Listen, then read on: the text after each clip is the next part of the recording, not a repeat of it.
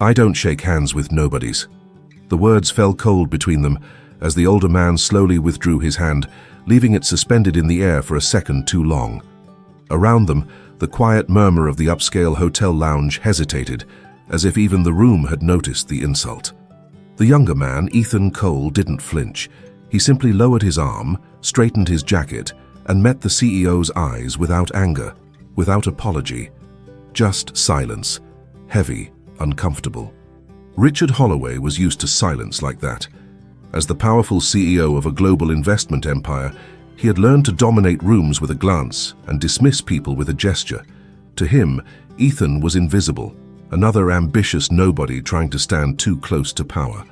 Phones buzzed softly in the background, glasses clinked, and a few guests pretended not to watch as the moment passed.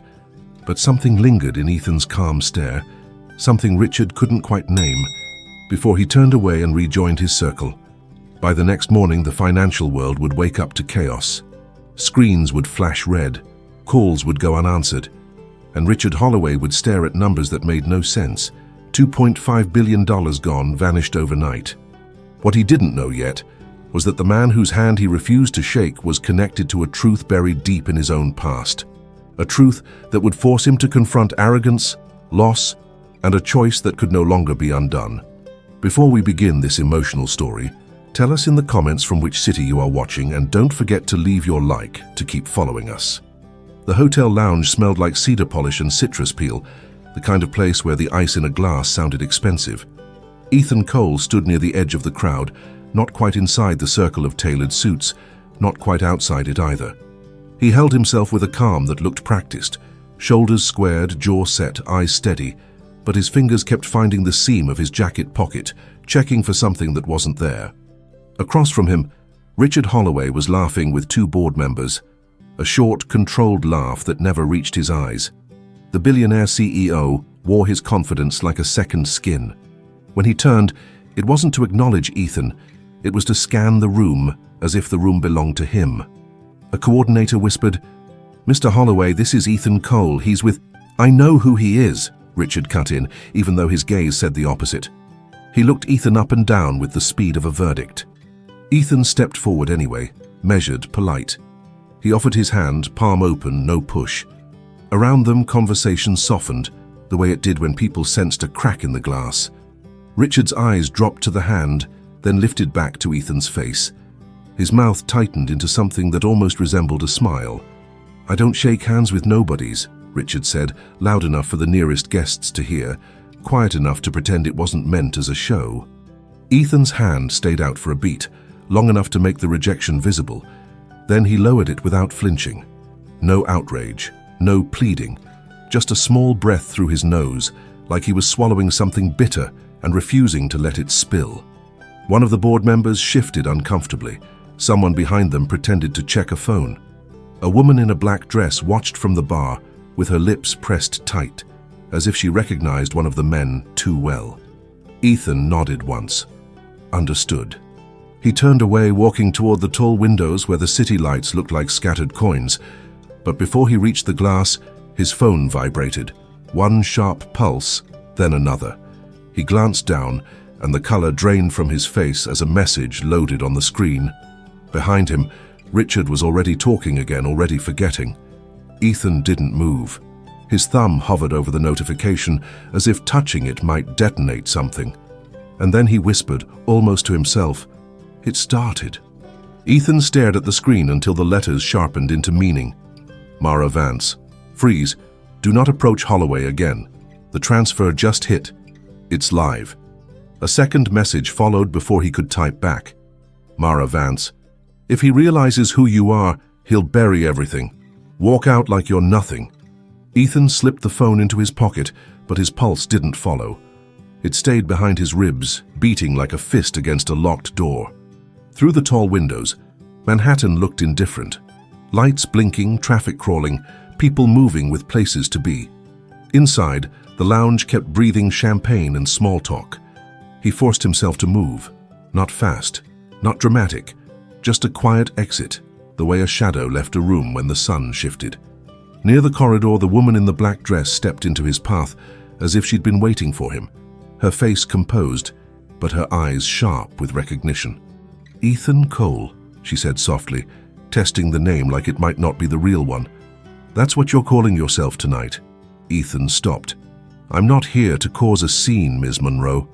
Her mouth tightened. "Don't use that name like you know me." "I do know you," he said, his voice low. "Or at least, I know what you tried to protect." She glanced over his shoulder toward Richard's circle. Richard was smiling again, hand on a man's back, as if the world couldn't bruise him. The sight made something flicker across the woman's face. Anger, grief, and a kind of tired courage.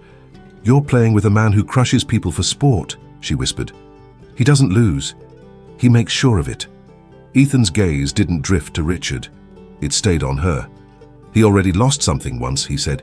"He just never noticed." The woman's breath caught. Her fingers curled around the stem of her glass, so tightly her knuckles paled. "Who sent you?" Ethan hesitated, and in that pause, all the years he'd swallowed pressed up against his throat. He could have lied. It would have been easier. But her eyes weren't asking for strategy. They were asking for truth. "I sent me," he said, "and I brought proof." Her expression shifted, guarded but hungry, like someone who'd waited too long for a door to open. "You have no idea what you're stepping into." Ethan leaned in just enough for her to hear. "I do. That's why I waited until tonight." A laugh erupted behind them. Richard's laugh, too loud, too confident. Then his voice carried, careless. "Someone get that nobody a drink," he joked. Ethan didn't turn around, but the woman did, and her eyes hardened like glass. "Meet me downstairs in 10 minutes, she said. "Service elevator if you're serious." She walked away before he could answer, disappearing back into the crowd as if she'd never been there. Ethan exhaled slowly, fingers tightening in his pocket around the phone. Because in 10 minutes he wouldn't just be a nobody anymore, and Richard Holloway was finally going to pay attention.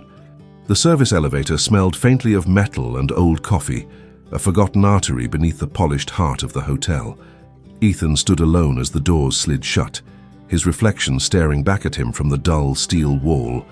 For a moment, he barely recognized the man looking back.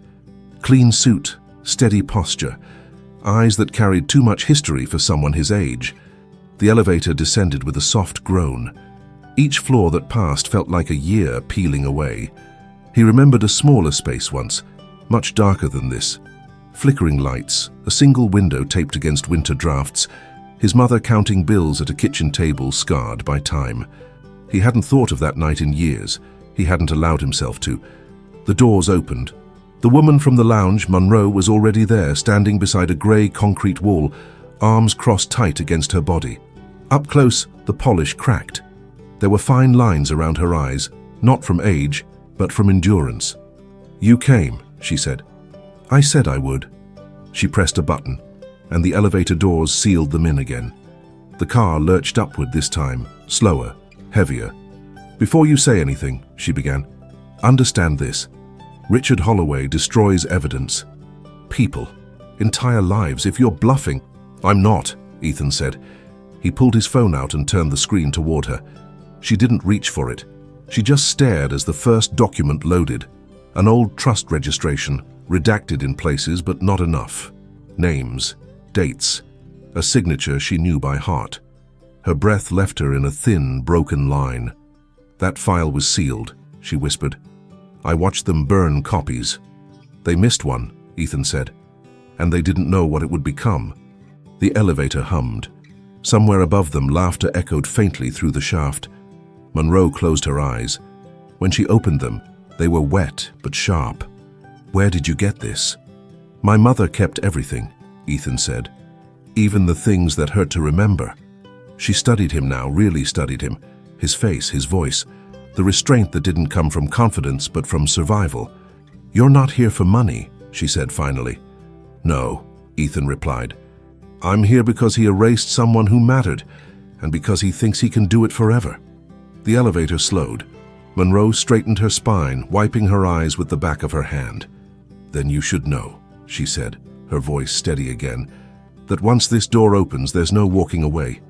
Ethan nodded. "I already tried," he said quietly. The doors began to part. The doors opened into a narrow corridor lit by humming fluorescence.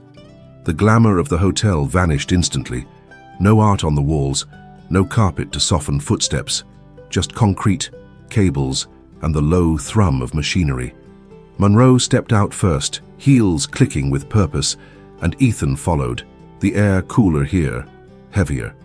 She stopped at a steel door marked Archive, authorized personnel only, and pulled a keycard from her clutch. Her hand shook just enough for Ethan to notice. "I swore I'd never come back here," she said, not looking at him. "Not after what it cost." The lock released with a dull click. Inside, the room was small, windowless, lined with filing cabinets that looked older than the building itself. A single desk lamp cast a yellow circle over stacks of folders and a dusty monitor. This was where things went to disappear, not destroyed, just buried deep enough to be forgotten. Monroe closed the door behind them.